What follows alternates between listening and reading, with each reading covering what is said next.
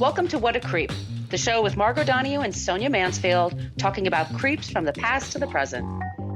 This is your quick guide to the biggest creeps, jerks, assholes, and losers, the best of the worst. From two nice ladies who want the world to be a little less creepy.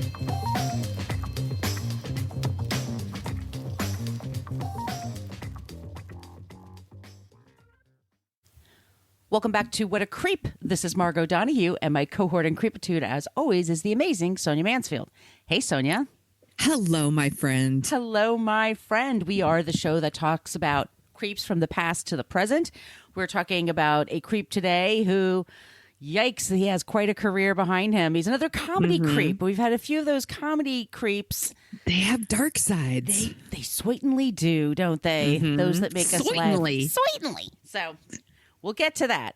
But first, I just wanted to tell you that we're on social media. We do have a basic Facebook page for What a Creep, but we don't really check it. It's a place where people go to bitch about our language.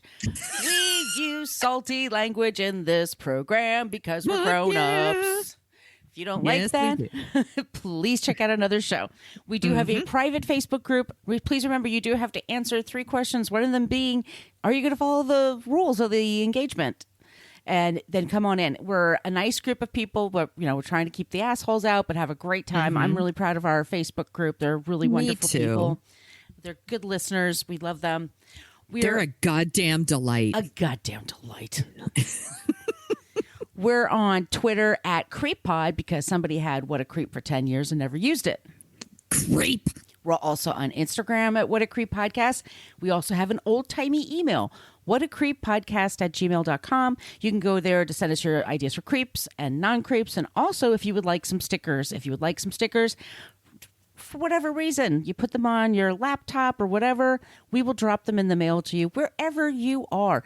If you're in the Antarctic, is that how you say it? That's how I'll send it to you. Sure. We'll send a penguin. Yes. Via messenger penguin. He'll wear a little top hat, too. It'll be so cute. So cute. Do you want to talk about our website? Yes, I do. It's at whatacreeppodcast.com, and it's everything you ever wanted to know about our show, but we're afraid to ask. It's got links to our Patreon page, which we'll talk about in a second, and our merch shop, where you can get t-shirts and mugs and tote bags and all the things, including the Damn It Max mug, which somebody else posted in our What a Creep group, and I was delighted to see it. Damn It Max is catching on, man. It is. It's a thing. Poor Max. He's over here being so sweet, and he's like, why is she saying damn it, Max? What'd I do? He's a good boy. Well, he's a good boy. When he's quiet. Yes. If you want to join our Patreon page, that's a way to support the show. We would be most grateful. We have the first 4 seasons of What a Creep on there. We also put out 2 bonus episodes a month, and we put out a newsletter. Check your spam folders, by the way, because they did come out, and it was so cute. Thank you so much for doing that, Sonia. Also, you are welcome. We would like to say a very cheap, easy way to leave us, to help us out is to leave us a review wherever you get your podcasts. Either hit the stars or say, boy, we like this. Or I'd like to say hi to Jeff Banner, who gave us 5 stars in iTunes and says he loves our salty language. So thank you, Jeff. Yay! Fucking thanks, man. And lastly, we want to give a special shout out to Spreaker. We are part of Spreaker and iHeartRadio, which we're super excited about. And they featured us on their homepage because it's Women's History Month. And we are podcasters with excellent podcasts. And we're chicks. Yeah. So it's really super special. Thanks to Spreaker for that. Thank you. And for all of you who listen, that got their attention to pay, to find us and to feature us. We're really super excited. Okay. That's enough of me yakking. Yeah, you're fine. It's not the fine Spinal Tap. That's because enough of my yakking. Let's boogie.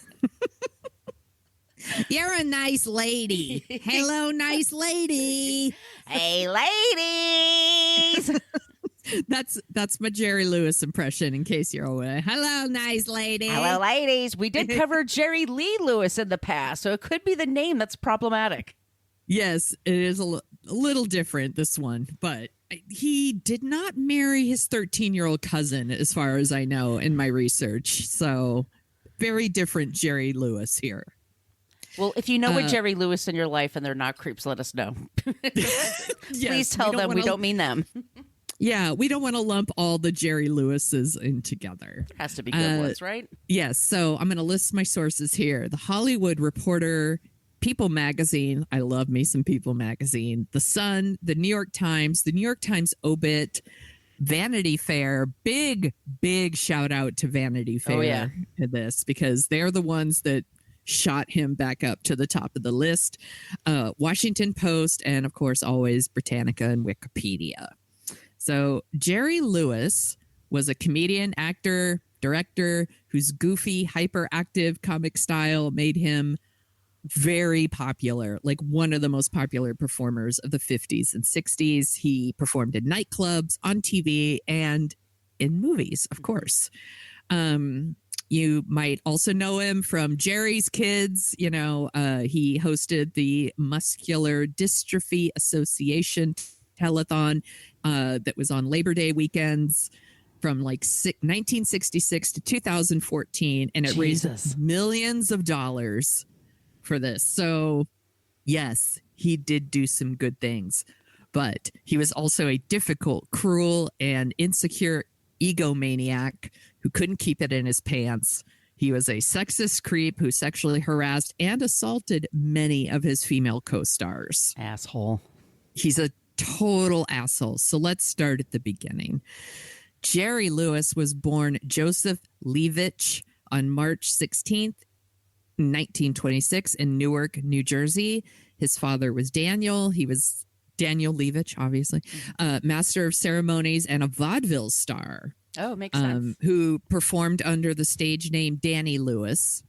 And his mother was Rachel Leavitch, a pianist, and she also worked as the music director for them.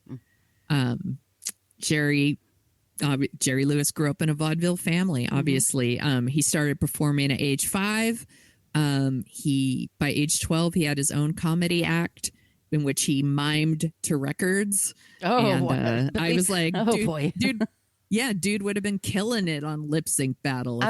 Or Billy Crystal. I remember Billy Crystal did that once on the show. People like that lip syncing stuff.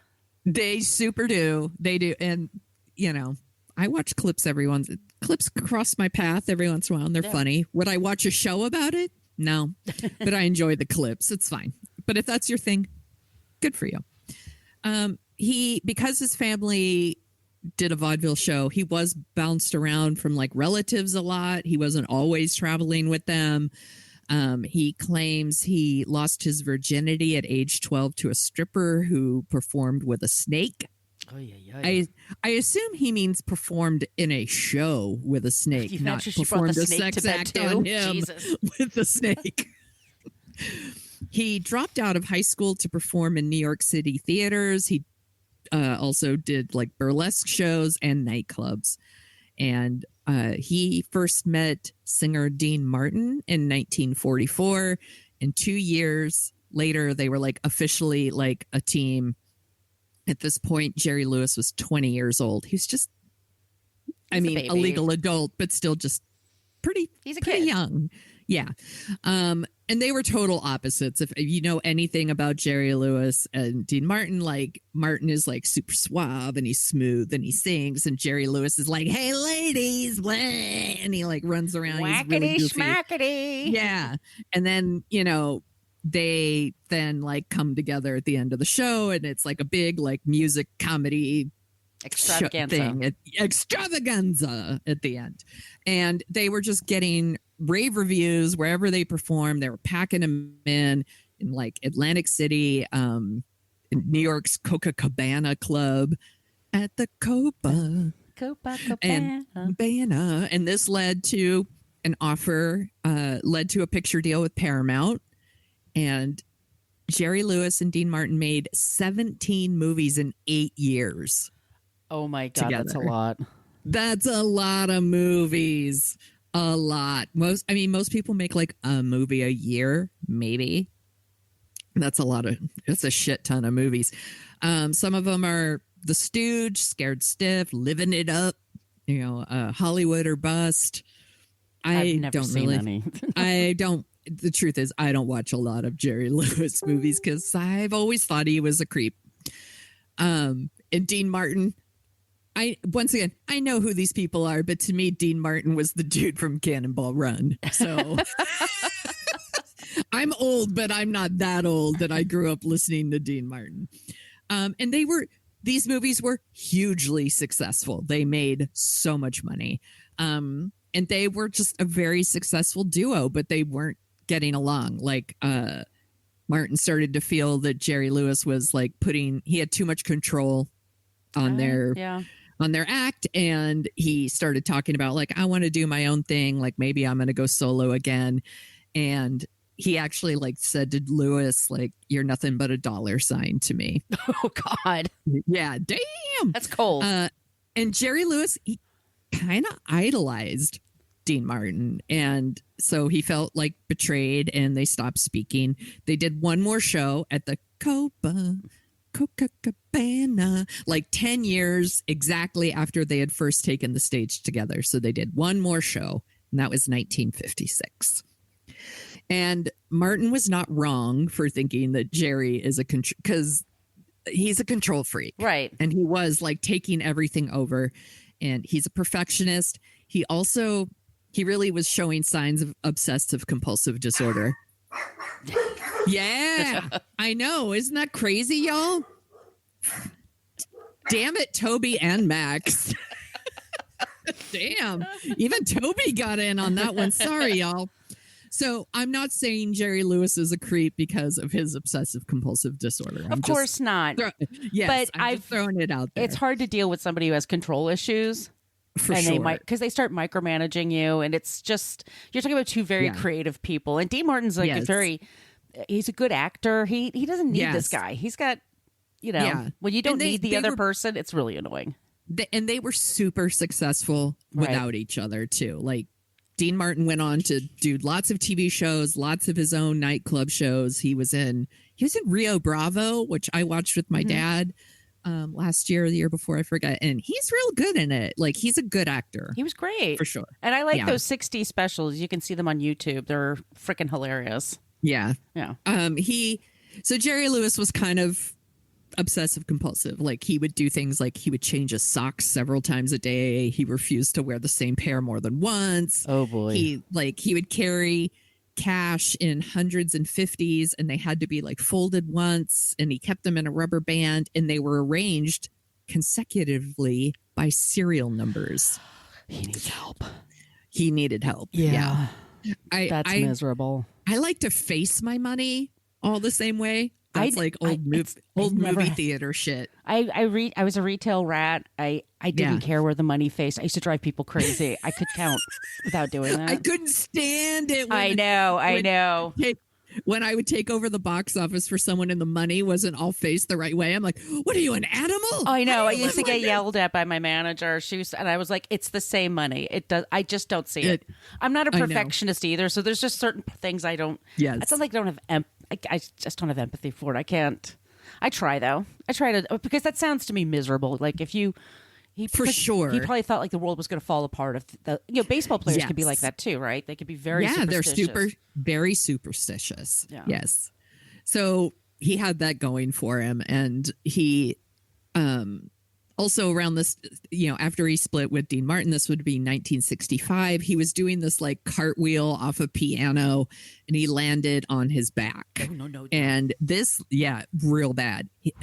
This led to like a 13-year addiction to painkillers that nearly killed him twice. Jesus. Like, and painkillers back then were fucking intense. Yeah. I mean, they're still intense. Yeah, they're still bad now, but back then it was like President Kennedy used to get shots for that, for his bad back. Yeah. It's like speed and something else. Yeah. Yeah. He was on Percodan. That was his jam. I'm like, ugh. Anyway. But he made a shit ton of movies, and they're super famous. Like everyone knows the Nutty Professor, was it Cinderfella? The Patsy, and that's where you start getting like really classic, like wacky Jerry Lewis. And By 1959, his movies, solo and with Martin, had brought in over $100 million for Paramount. And keep in mind, this is when tickets were 70 cents. So it's kind of a big deal.